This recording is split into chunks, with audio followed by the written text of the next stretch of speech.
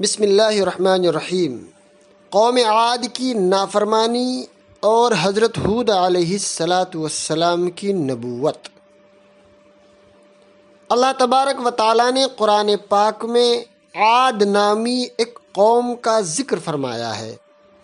یہ قوم یمن کے ایک علاقے ارض احقاف میں رہا کرتی تھی۔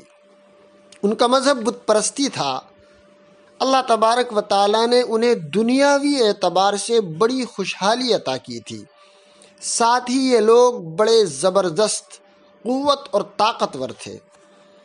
انہیں اپنی طاقت پر بڑا ناز تھا۔ وہ کہا کرتے تھے کہ ہم سے زیادہ طاقتور اور کوئی ہے ہی نہیں۔ قوم عاد مال اور دولت کے نشے میں آ کر اللہ تبارک و تعالیٰ کو بھول گئی تھی۔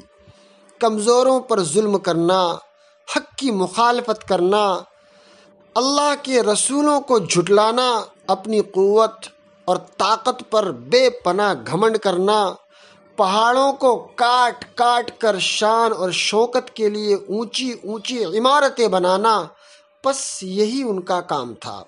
اللہ تبارک و تعالیٰ نے ان کی ہدایت کے لیے حضرت ہود علیہ السلام کو نبی بنا کر بھیجا۔ ان کی نبوت تسلیم نہ کرنے اور ایمان نہ لانے کی وجہ سے اللہ تبارک و تعالیٰ نے قوم عاد کو تباہ اور برباد کر دیا۔